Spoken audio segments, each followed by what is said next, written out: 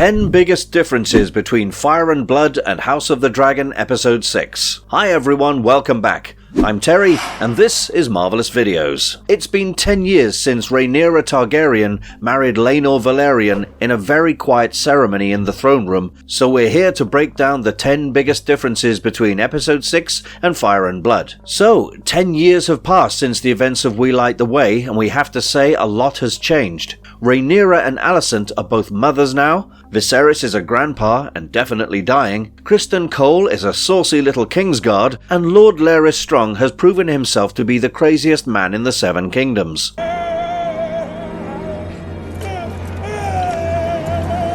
The Princess and the Queen differs greatly from the story that it takes its name from in the material, but it doesn't differ at all in its intent, and that's to show you just how deep the animosity between the Blacks and the Greens runs. So, without further ado, let's take a look at the 10 biggest differences between Fire and Blood and House of the Dragon Episode 6. And, spoiler warning, because there will be a lot of those in this video. But before we go into our explanation, we have a very small request. If you like our content, please support us by subscribing to our channel. This is a small click for you, but for us, it means a lot. Thank you. Now, let's begin. And I have played my part here faithfully. Lena Valerian doesn't reside in King's Landing with Rhaenyra. The opening scene of Episode 6 is a familiar one for us. We saw something similar happen in Episode 1, and we'll also see something similar happen later in this episode as well. Rhaenyra Targaryen is mid-labor, expecting to deliver her third child at any moment. She struggles as her midwives urge her to push, and after an arduous birthing process, brings forth her third son into the world. She's immediately informed by one of Queen Alicent's servants that the Queen expects her to present her baby to the king immediately, and Rhaenyra realizes what's at stake here, so despite having just delivered a baby, she puts on her gowns and takes her son to the Queen herself. Just as she was getting ready to leave her chamber, her husband Lionel burst into the room, happy to have become a father once again to a healthy baby boy. But he's exasperated that the Queen is making him and his wife suffer through this trial of presenting babies to her as soon as they're born to confirm their true parentage. He helps his wife make her way to the king's chambers and back, and is seen practicing swordplay with Sir Carl Corrie later on in the episode. He's also seen having at least 2 separate conversations with Rhaenyra in the Red Keep itself, which is a major difference from the books, because there, Lena doesn't even live in King's Landing. Fire and Blood makes the truth about the parentage of Rhaenyra's children a bit more obvious than mere appearance, because it tells us that the royal couple didn't even live together. After they're married in 114 AC, Lena returns to his father's seat at high tide, having lost his closest friend and lover, Sir Joffrey Lonmouth, during the wedding tourney to Criston Cole. Some even said that the marriage had not been consummated, given how quick Lena was to depart for high tide. From then on, he'd only visit his wife during important court events, like feasts, balls, tourneys, and births. Lena would always visit his wife when her delivery was coming up, and be with her to give her support and see his children brought forth safely. His absence from court lent more credence to the rumours that Rhaenyra's children had been fathered by her sworn shield Harwin Strong, because how can you sire a child when you're not even around? But House of the Dragon has made some adjustments to ensure that things stay in a moral grey area when any of this stuff comes up in court. So Lena stays at the Red Keep to help Rhaenyra preserve her clandestine relationship with Harwin Strong. He even allows Harwin to hold his third son by the princess in a moment that's a nod to the birth of her second child in Fire and Blood, where it's said that he was present at Lucerys' birth with Sir Lena. He finds Carl Corrie in King's Landing, not amongst his household knights at high tide, and his new favourite fought in the Stepstones apparently, which is a detail you should remember. It's true that after Alicent told Lena he should keep trying until he gets a child that looks like him, thanks Miguel and Ryan for keeping this gem of a line in the script, the royal couple departs the royal court to avoid raising more suspicion, but in House of the Dragon it's already too late. Travelers, we've already extended our visit here.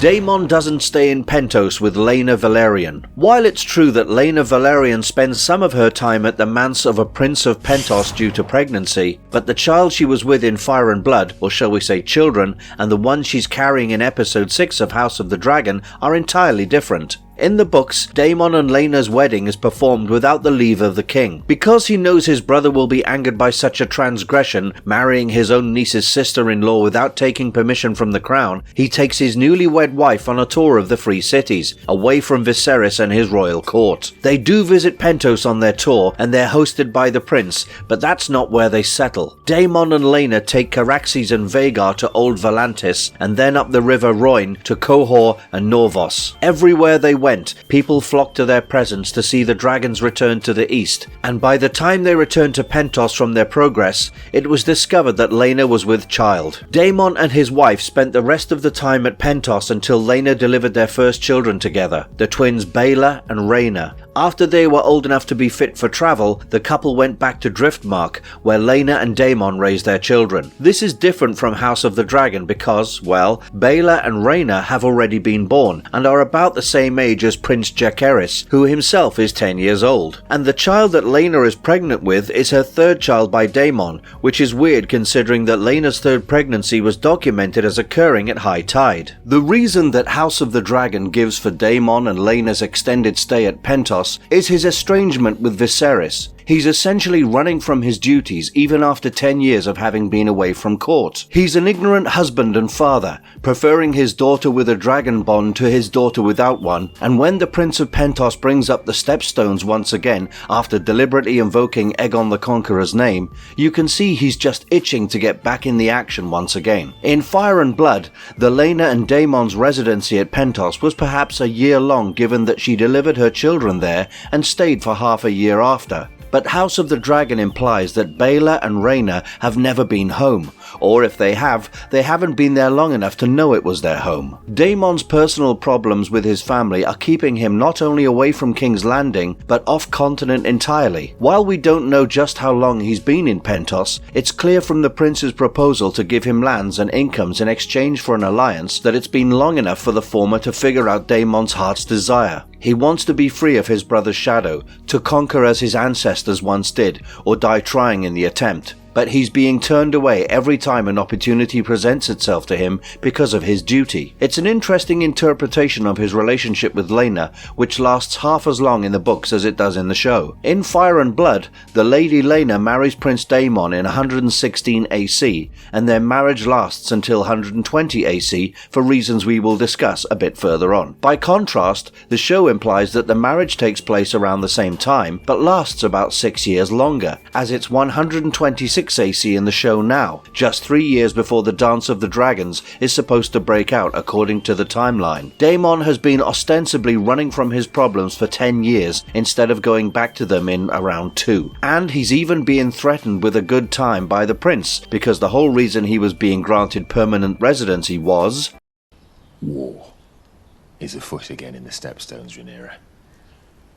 The Triarchy takes new life. Dawn allies with the Triarchy 16 years after they did in the books. The Prince of Pentos offers Daemon permanent residency, lands and incomes not because of his generosity, but because of pressing political matters. In his toast to Daemon, Lena and their children, he notes that Aegon the Conqueror had once allied with Pentos against the Tigers of Volantis and helped put down the oppression unleashed by Valyria's true daughter upon the eastern continent. Aegon flew Valerian to Lys, where he burned a Volantene fleet, a major strategic victory. The Pentoshi have been allies of the Iron Throne ever since. When Maegor the Cruel was exiled from the Seven Kingdoms, he spent those 5 years in Pentos and made Tiana of the Tower, a courtesan from Pentos, his third queen. King Jaehaerys appointed the richest man in Pentos, Rhaego Draz, his master of coin, and he served the conciliator for 40 years. Though the prince didn't bring up those last 2 points, his invocation of Aegon's name was enough to imply that he wanted something from Daemon, and as it turns out, that something was his dragons, or more precisely, their help. During the reign of King Jaehaerys,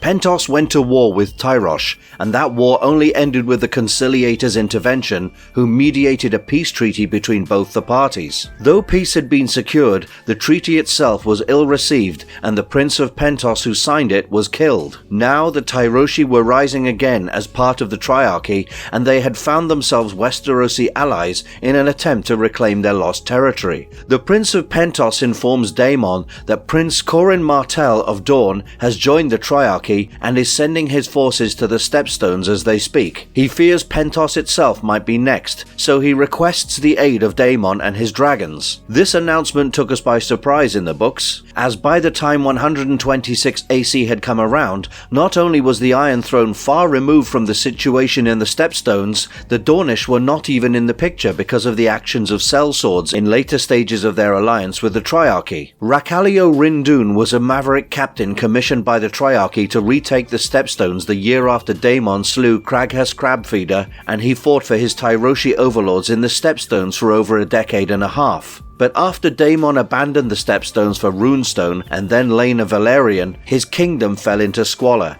and 5 kings of the Narrow Sea followed him, who were all most likely sellswords, and Rakallio was allegedly the last of them. Dorne joined the alliance against the Triarchy to combat Daemon in the first place, because a Targaryen presence in the Stepstones was irksome by itself, but Caraxes brought back memories of the First Dornish War that they didn't care to revisit. So when they heard Daemon had set up camp at Bloodstone, which wasn't too far off from Sunspear, they joined the Triarchy to protect themselves. Remember, Dorne is not part of the 7 Kingdoms yet, so they aren't actually rebelling or something. It appears as though by the time Daemon abandoned his seat, however, that their interest in the alliance disappeared as well, because when Viserys was pondering over suitable matches for Rhaenyra, he considered Qhorin as an option, and later when he would be approached for an alliance against Rhaenyra, he'd reject the proposal because, as he puts it, Dorne has danced with dragons before. I would sooner sleep with scorpions. It's possible that Dorne was with the Triarchy when Rhaenyra's marriage was a topic of discussion, because Fire and Blood shows Daemon as a far more capable military commander than his TV show counterpart who just wiped out the pirates and left their bodies behind as a warning. In the books,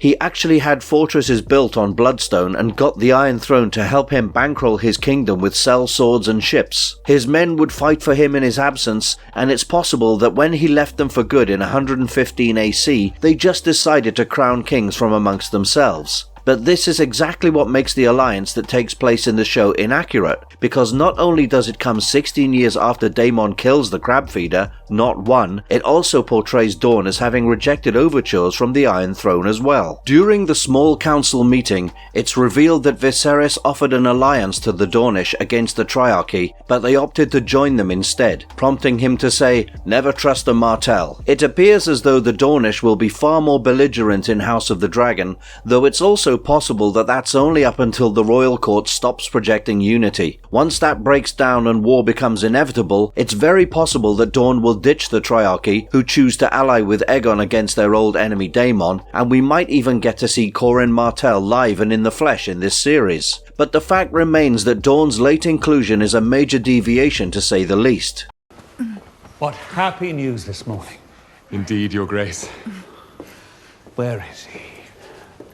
Viserys doesn't lose his left arm in Fire and Blood. One of the biggest differences from book to screen has been the character of King Viserys Targaryen. In Fire and Blood, Viserys is remembered as an amiable and generous king who prioritized peace over everything else in his life. By the time he was reaching his twilight years, he'd grown stout and unfit to sit upon the Iron Throne, physically, though it was no secret that he would cut himself upon his seat, an event that's generally meant to indicate that the king is not worthy of the throne. He'd also lost 2 fingers to a deep cut he sustained in 127 AC, which got infected and required amputation to be fixed. This was done, we assume, as a means to indicate that even maesters, who are sworn to be impartial, can be biased sometimes, because it wasn't his Grand Maester who saved his hand, it was Rhaenyra's Maester Gerardis, whom we're yet to see in the show. The story goes that after Viserys cut his hand on the Iron Throne while delivering a speech that contained a particularly sensitive matter,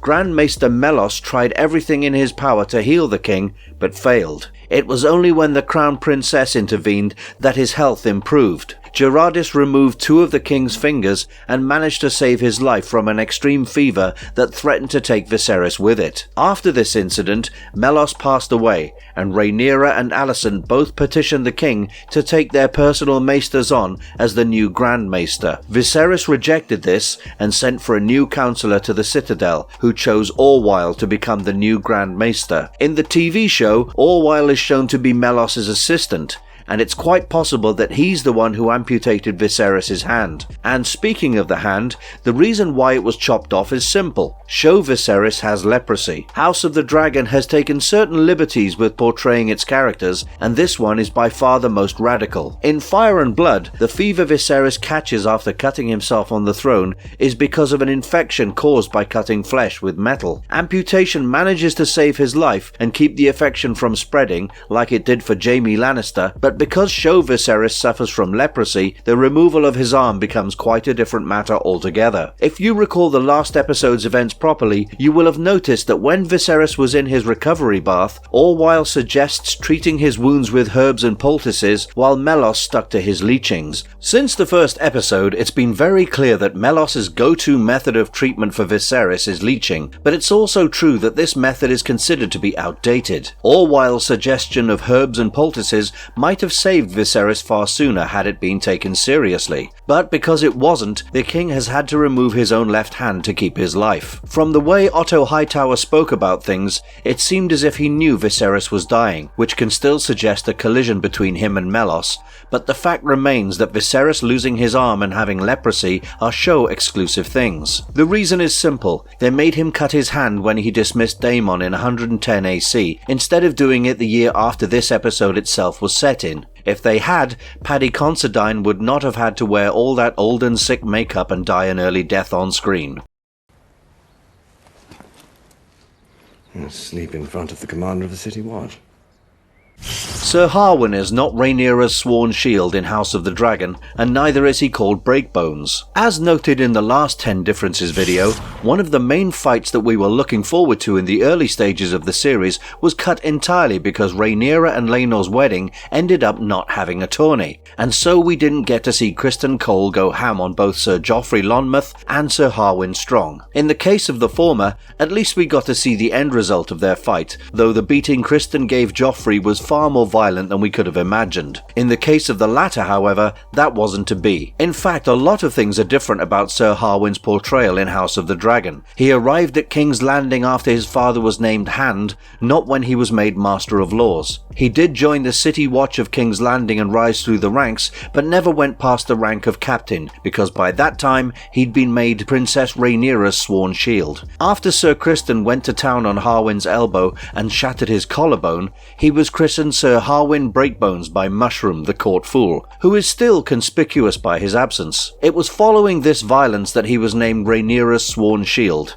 and while House of the Dragon alludes to this in episode 5, it's never made official. When a stampede breaks out because of Criston's, let's face it, murder of the Knight of Kisses, the Hand Lord Lionel sends his son after the princess. Harwin beats up revelers and makes his way to Rhaenyra, carrying her off as if she were a child. But in episode 6, we learn that Harwin has been made commander of the Gold Cloaks, which means that he could never have been her sworn shield in the first place. A sworn shield's vows aren't as strict as a king's guard's, but they do imply a similar kind of devotion, and if he was made the sworn shield of the Princess of Dragonstone and heir to the Iron Throne, well then he couldn't really spend his time commanding the Gold Cloaks now, could he? It makes more sense for Harwin to have been a Gold Cloak seduced by Rhaenyra. Perhaps she showed him the secret passageway Daemon showed her, and they used it for their dalliances. It seems unlikely because she hid from him and his father when eavesdropping on their conversation, but the possibilities are endless. The point remains, however, that Harwin's characterization is inherently different in House of the Dragon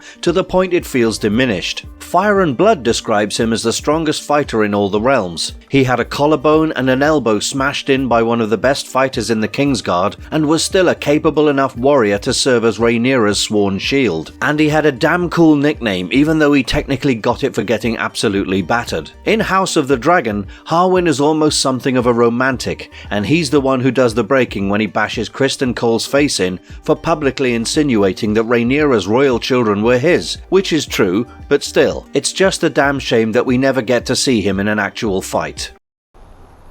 Rhaenyra has delivered another son. Princess Rhaenyra and Lady Lena Valerian never get to become friends in House of the Dragon, which changes two important betrothals. One of the things that we've always wondered whether House of the Dragon took from the books and spun on its head is the friendship between Lena Valerian and Rhaenyra Targaryen, because in Fire and Blood, both cousins and good sisters were known to get along famously well, something that Rhaenyra and Alicent shared at the start of the series. Fire and Blood tells us that after Rhaenyra took up residency at Dragonstone, she grew close to her good sister and would often visit her at Driftmark, while she and her husband Daemon would visit Rhaenyra at Dragonstone. The three Valyrians were also known to fly together, just as Daemon's parents had with their brother and Aegon had with his queens Visenya and Rhaenys. Their relationship became so close that when Daemon and Lena's daughters were 2 years old, they were betrothed to Rhaenyra's sons Jace and Luke, solidifying the succession of the Blacks in their political position against the Greens. Because House of the Dragon decided to take out this entire portion of their lives, it robbed us of perhaps the most strategically important family alliance that's forged in the years before the war. But it also recompenses us with a rather surprising proposal from Rhaenyra herself, when she suggests that her eldest Jacaerys marry Alicent's daughter Helena to unite the two branches of House Targaryen and stop the squabbling over the succession once and for all. She's rejected by Alicent obviously, and it's possible that the betrothals I mentioned a minute ago end up going through anyway, because Baelor and Rhaenyra's father is still alive after all, but we would have appreciated it if we got to see Rhaenyra and Lena's entire friendship on screen, as opposed to a breakfast inquiry being their sole in-person interaction. It's a bit of a stretch to say the showrunners passed on Rhaenyra and Lena's friendship to her and Alicent, but then again, you must remember that these two ladies were not friends at all in Fire and Blood, and that Rhaenyra and Lena were actually closer to the age she and Alicent were at in episode 1 when they became friends. So yes, in the jungle of changes that the HBO show has made to the source material, these two strong dragon-riding women not bonding with each other is one that we deeply regret taking place. Turns out asking for a dragon tour that looks like a modern traffic stop is too much for HBO's CGI budget, but we'll back off because they've done a great job with the heart of the story so far. And speaking of entire subplots being dropped, Rhaenyra just lost a friend in the House of the Dragon timeline. Her stepmother Alicent seems to have lost an entire child. Dracarys Vermax. One of Alicent's children, Prince Daeron, seems to have been cut from the show entirely. House of the Dragon has had a tricky time keeping the timeline straight, and a 10-year time jump doesn't help things, it only makes them worse. But having said that, it appears as though the show is not just cutting honeymoons and friendships short, it's also making families smaller, because Alicent Hightower has only given birth to 3 children by the time 126 AC comes around, where in the books she'd already had 4, the 4th being Prince Daeron Targaryen, whom the histories would remember as Daeron the Daring. We say this because in episode 6, Jacaerys is already 10 years old, and Daeron is not even mentioned, whereas in the books, the two boys were milk brothers. In Fire and Blood, after Rhaenyra marries Laenor in 114 AC, she gives birth to her first child towards the end of the year. Incidentally, Queen Alicent also delivers a baby the same year, and King Viserys, in an attempt to reconcile his daughter and his wife, decrees that the two children should become milk brothers to strengthen their relations with one another, with the hope being that they would heal the rift between Rhaenyra and Alicent. His plans backfire when all 4 of Alicent's children grow up resenting Rhaenyra, but it looks like House of the Dragon wants to spare Viserys some grief, as the show seems to be moving ahead without Prince Daeron's inclusion. Why are we so confident about this, you ask? Well, that's because of the year we're already in terms of the show, and the year that the dance officially begins. The show picks up after the 10-year time skip in 126 AC, which is 3 years before the Dance of the Dragons breaks out.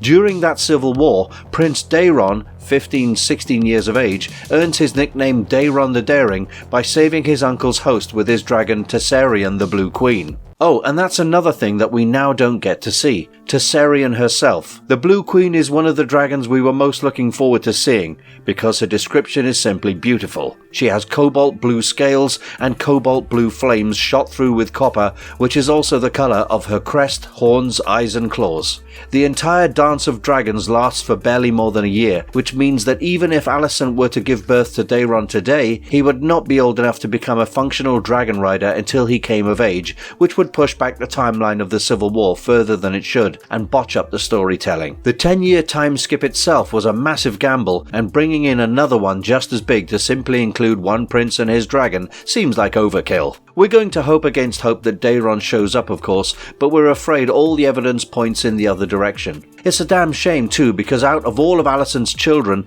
he was constantly described as the most courteous and kind, which would have been a refreshing thing compared to his brothers Aegon and Aemond, who were both described as entitled SOBs, if I had to sum it up succinctly.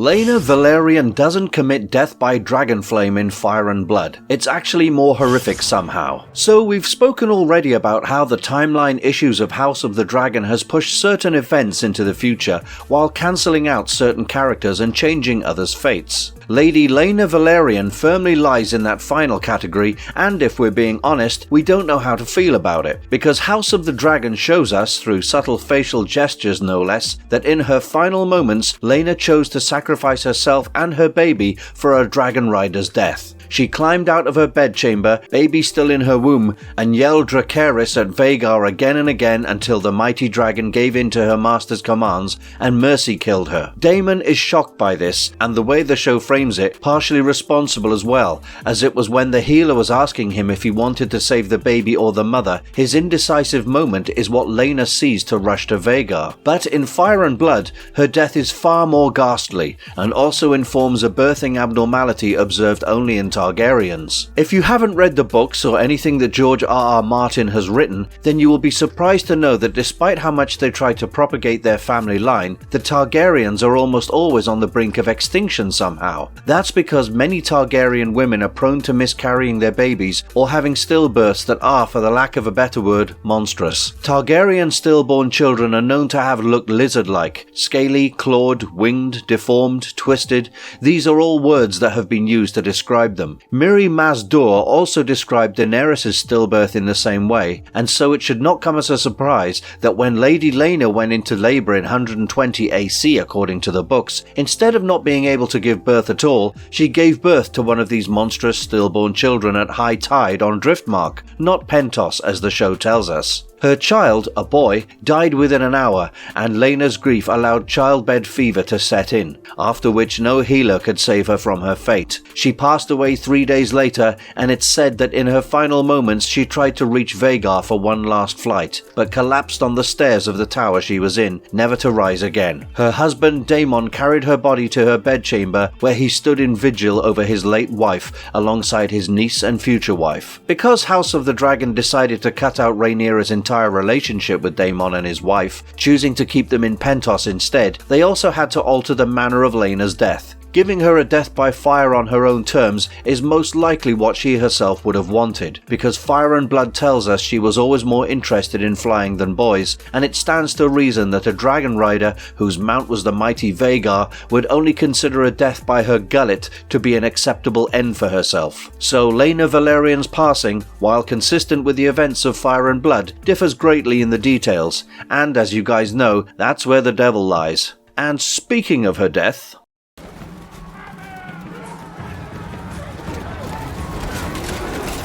Lionel Strong and Harwin Strong do not return to Harrenhal before Lena's funeral. Episode 6 showed us the true worth of Lord Lionel Strong as Hand of the King. The man had only given Viserys sage counsel without bias for 10 years and was clearly well suited for the job. But he ended up asking for his resignation himself because he was aware of what his son had been doing with the princess and its implications as to the matter of succession. This demand is consistent with his characterization in Fire and Blood, where he's described as just a man bent upon doing the right thing. It's said that when it was discovered that Daemon had somehow sullied Rhaenyra's honour, Lord Strong suggested executing the prince for high treason, which, politically speaking, was the right move. He was talked out of it and went for exile eventually, yes, but what matters here is his sense of accountability, and it's a strong one. So it also makes sense that once he could no longer turn a blind eye to his own son's treacheries, he would ask to be relieved of his post so as not to encumber his king, whom he genuinely seems to care for. But alas, this is not how things went down in the books,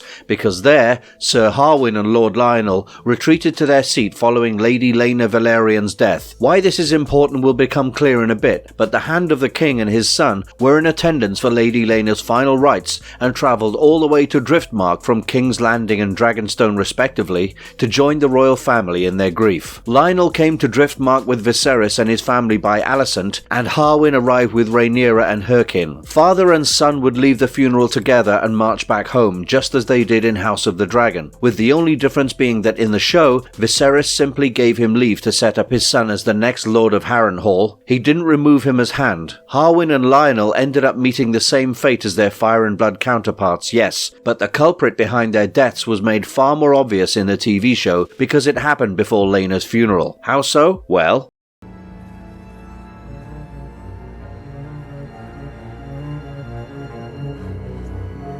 Larys Strong is not the confirmed killer of his father and brother in Fire and Blood. The Lady Lena's funeral, which we'll see in the next episode, was described as an occasion in all accounts, but whether it was a grievous one or an enraging one is for you to decide. It's said that at her final rites, so many dragons were gathered at Driftmark that for a moment it became the new Valyria, and it was because of these dragons that the two branches of the royal family would become even more distant than they were already. Quick question, which of the Targaryen children doesn't have a dragon and really wants one? And which dragon just became riderless and available for bonding? You're catching on as to why Lionel and Harwin leaving before the funeral is so important now, aren't you? That's right. During the period of grievance, a fight broke out between Rhaenyra and Alicent's children, with Prince Aemon Targaryen bringing up the vile accusation of his half-sister's children being strong bastards. The matter caused a great scandal not just because of what Aemon said, but also because of how Prince Lucerys responded, giving his uncle good reason to be called the One-Eye in the future. All of this unfolded when the entire royal family was gathered in one place, and when things inevitably came to a fore, a decision was forcefully made. Harwin was relieved of his duty as Rhaenyra's sworn shield and sent back to Harrenhal along with his father. But after they reached their cursed seat, both Harwin and Lionel died in a mysterious fire, and Lord Larys Strong became the new, and last, Lord of Harrenhal from House Strong. House of the Dragon makes it very clear that it's Larys who ordered this. The firefly on his cane and the pin his mute assassins wore suggest to us that this was the true beginning of his own spy network, and he did it to ingratiate himself to Queen Alicent and maybe to hold her hostage as well